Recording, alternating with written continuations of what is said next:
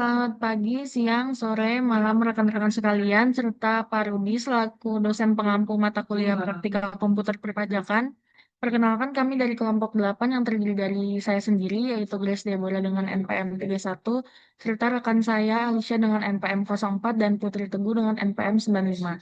Pada kesempatan kali ini kami akan menjelaskan topik mengenai pembuatan ibu pot 21 dan pelaporan SPT masa via praktek serta simulasi SPTOP karyawan via Cortex. Baik, selanjutnya akan saya lanjutkan dengan topik mengenai SPT simulatur SPT OP karyawan via Cortex. Oke, jadi sebelumnya kita pergi ke laman Cortex, setelah itu mengisi ID pengguna dan juga kata sandi. Setelah itu kita login. Lalu kita tidak perlu mengubah dari akun utama ke wajib pajak, sehingga kita memakai akun utama saja. Setelah itu kita klik SPT, laman SPT.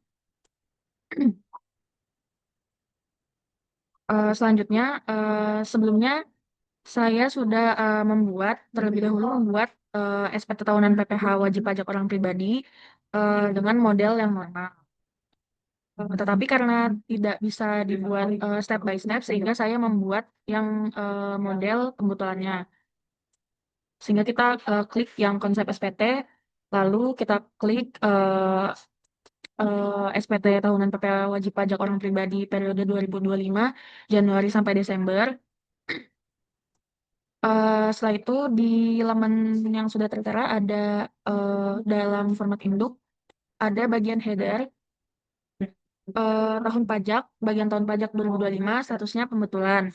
Metode pembukuan atau pencatatan, kita pilih pencatatan. Setelah itu, periode pembukuannya Januari sampai Desember. Sumber penghasilannya, kita pilih pekerjaan.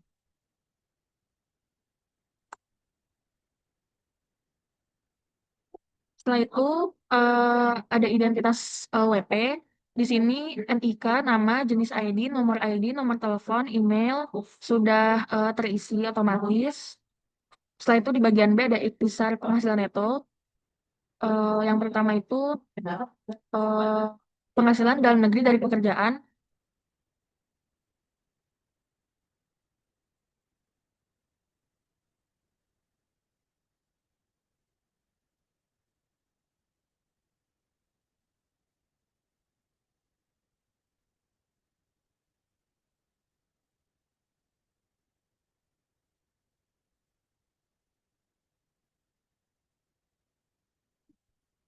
Bisa ditekan, ditekan anjing tiba-tiba.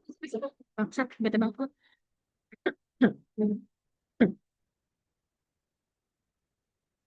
Setelah itu pada bagian D ada ikhtisar penghasilan neto. Ih monyet, jangan cek dulu anjing.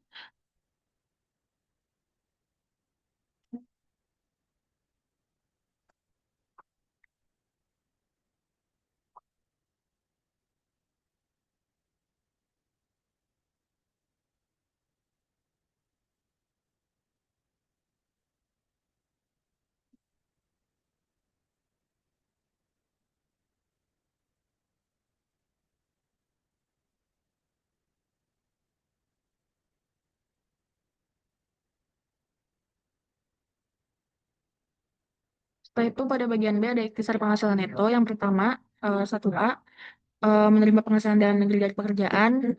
Kita klik ya dengan eh, dengan jumlah penghasilan 234 juta. Setelah itu yang 1B, menerima penghasilan dalam negeri dari usaha atau pekerjaan bebas. Kita klik tidak. Begitu juga dengan penghasilan dalam negeri lainnya dan penghasilan dari luar negeri. Kita klik tidak. Selanjutnya, perhitungan pajak terutang. Untuk pengurangan penghasilan neto seperti kompensasi kerugian atau zakat yang dibayar selain yang telah diperhitungkan dalam formulir BPA 1 dan BPA 2, kita klik tidak juga. Eh, untuk penghasilan tidak kena pajaknya, kita pakai TK 0, sehingga jumlahnya menjadi 54 juta. Selanjutnya PKP itu 180 juta dan PPh terhutangnya menjadi 21 juta. Apakah terdapat pengurangan PPh terhutang? Kita jawab kita klik tidak. Selanjutnya PPh terhutang setelah pengurangan PPh terhutang menjadi 21 juta. Setelah itu kredit pajak. Apakah terdapat PPh yang telah dipotong atau dipungut oleh pihak lain? Kita klik ya.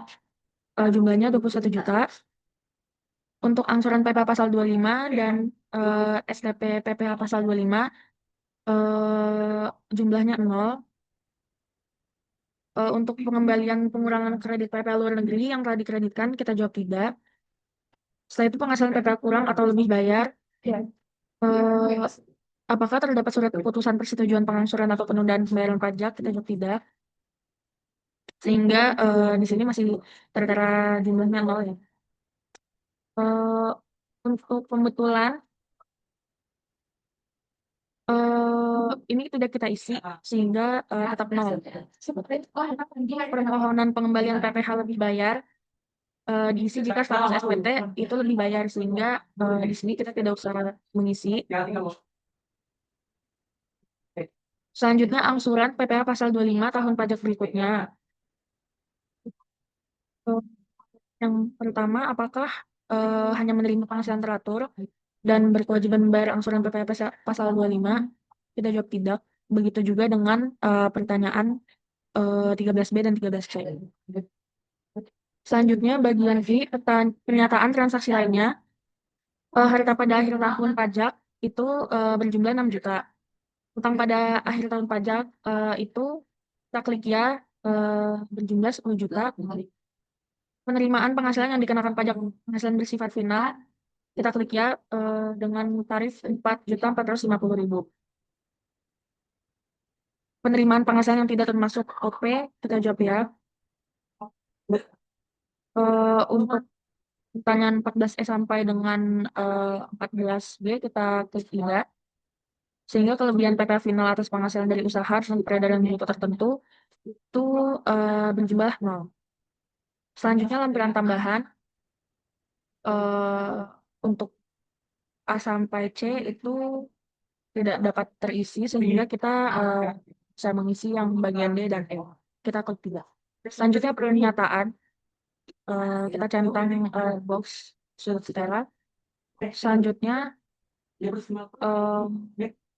kita pergi ke halaman gambar 1. Harta pada akhir tahun pajak yang pertama itu ada kas dan setara kas. Itu jumlah tabel A1-nya ada 1 juta dengan saldo 1 juta. Yang kedua ada piutang dengan jumlah tabel A2-nya itu 2 juta. Investasi atau sekuritas berjumlah 0. Harta bergeraknya tidak ada sehingga tidak kita isi. Harta tidak bergeraknya itu ada rumah yang berlokasi di Jalan Cempaka 13 nomor 23 Jaksel. Ukuran tanahnya, ukuran propertinya itu 400 meter persegi.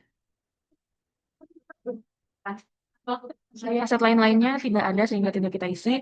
Intisari hartanya itu 1 juta, harga perolehannya 1 juta dan nilai saat ini 6 juta. Selanjutnya utang pada akhir tahun pajak itu ada Bank XYZ tahun peminjamannya 2020 dengan saldo 10 juta. Selanjutnya daftar anggota keluarga yang menjadi tanggungan itu 0 karena kita memakai TK 0. Selanjutnya penghasilan neto dalam negeri dari pekerjaan.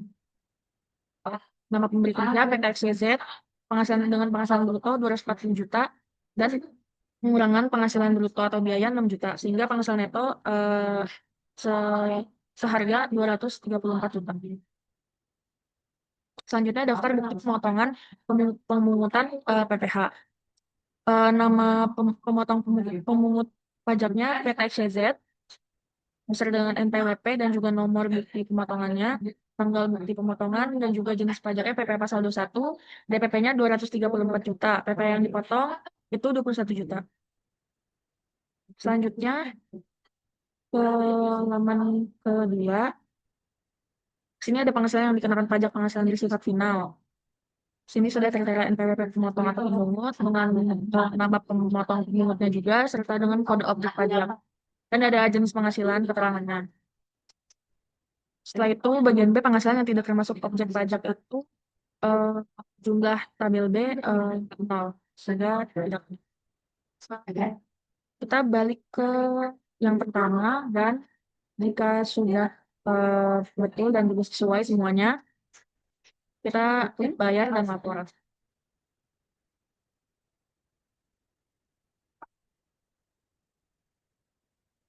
Sini ada tanda tangan dokumen, kita pilih jenis penanda tangannya, penyedia penanda tangannya, dan juga eh, suatu konfirmasi.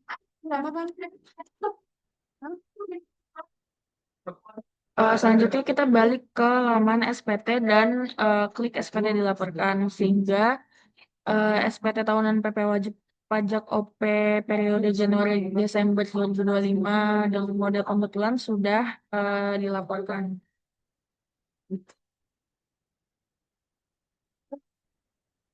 Berikut sekian penjelasan dari kelompok kami.